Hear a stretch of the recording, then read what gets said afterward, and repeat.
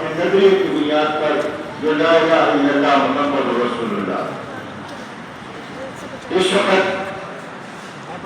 اس ملک میں مسلح دہشت گردی ہے اور پورا ہمارا یہ شمال اس کے لپیٹ میں ہے. مغربی سرحدیں بھی اور باقی بھی 1400 کلومیٹر بارڈر جو کبھی خاموش اور امن بارڈر تھا، یہ پورا بارڈر اس وقت ایک شدید جھٹکے محسوس کر رہے ہیں. خودکش دھماکے ہیں،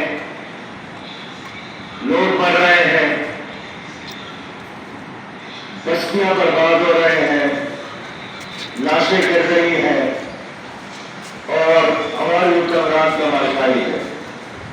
زیادہ سے زیادہ علاقے کے لوگوں کو کہتے ہیں کہ آپ خود لشکر بناؤ اور اپنے آپ کو بچاؤ. یہ بہت قابل افسوس بات ہے اور ہم نے ماضی میں دیکھا کہ جس نے لشکر بنائی سب سے پہلے تو وہ قربان ہو گئے ہیں.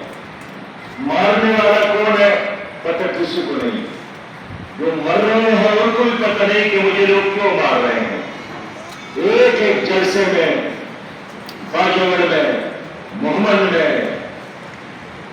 درادم خیر میں، خیبر ایجنسی میں 50 اور 60 تک لوگ شہید ہو گئے. یہ ایک مسلح دہشت گردی ہے، لیکن ہماری حکمرانوں کو کوئی فکر نہیں ہے. اور میں بتانا چاہتا ہوں کہ عوام کا پیمانہ صبر لبریز ہو رہا ہے. وہ پوچھنا چاہتا ہے کہ ہمارا پاسبان کون ہے. لوگ ٹیکس دیتے ہیں، لوگ پاکستان سے محبت کرتے ہیں، لوگ قانون کی اطاعت بھی کرتے ہیں، لیکن یہ لوگ چاہتے ہیں کہ ان کو سیکیورٹی، تحفظ مہیا کی جائے، جس میں موجودہ اور سابق حکومتیں پوری طرح ناکام ہو گئے.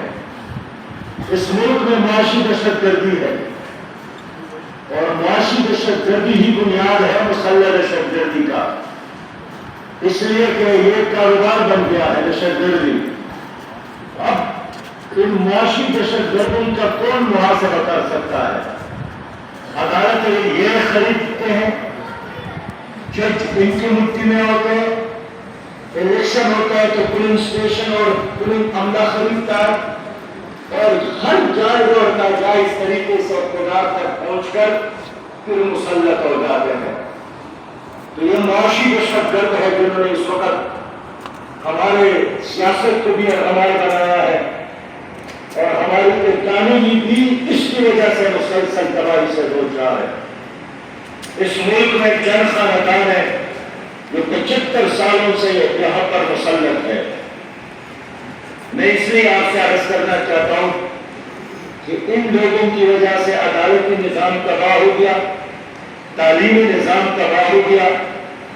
احتساب کے نام پر جو ادارے بنے تھے وہ خود احتساب کے قابل ہیں اور ایک سیاسی انجینئرنگ کے ذریعے پہلے پی ٹی آئی کو لائی گئی، پھر پی ڈی ایم کو، اور مستقبل میں بھی یہی کچھ ہونے کا خطرہ ہے. اس لیے میں سمجھتا ہوں کہ ان مسائل کا علاج نہ کسی جرنیل کے ساتھ ہے، نہ کسی سیاسی لیڈر کے ساتھ ہے.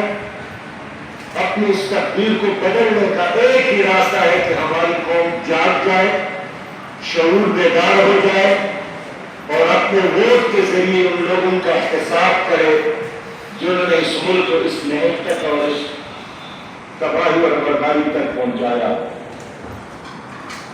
یہ زمانہ یہی چاہتا ہے کہ ہم بالکل نظریے کی بنیاد پر متحد ہوں. جو پاکستان کا مطلب کیا لا الہ الا اللہ کا نعرہ ہے، کردار اور کریکٹر اور دیانت کی بنیاد پر اپنے ووٹ کو استعمال کرے، تب اس ملک میں انقلاب آئے گا. ورنہ یہ جو میرے دائیں اور بائیں لوگ بیٹھے ہیں یہ گزشتہ 50 60 70 سالوں کے گواہ ہیں. جرنیلوں کو دیکھا، سیاسی لوگوں کو دیکھا، ان کو بھی دیکھا جو پونچی گملوں میں پلے اور بڑے، یہ سب کے سب اسٹیٹس کو کے فیسیلیٹیٹر.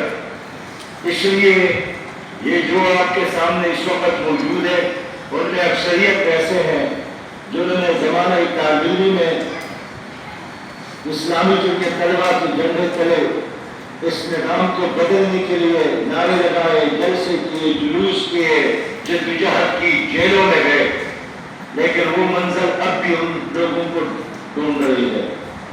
اس لیے کہ ملک اسلامی اور خوشحال پاکستان بنانا ہے تو میں ان تمام بھائیوں سے یہی درخواست کرتا ہوں کہ اب بھی اسی طرح ہمیں ضرورت ہے جس طرح آپ جوان تھے اور آپ لوگ کام کر رہے تھے، اب بھی ہم اسی طرح انتظار میں آپ سب کا شکریہ ادا کرتا ہوں۔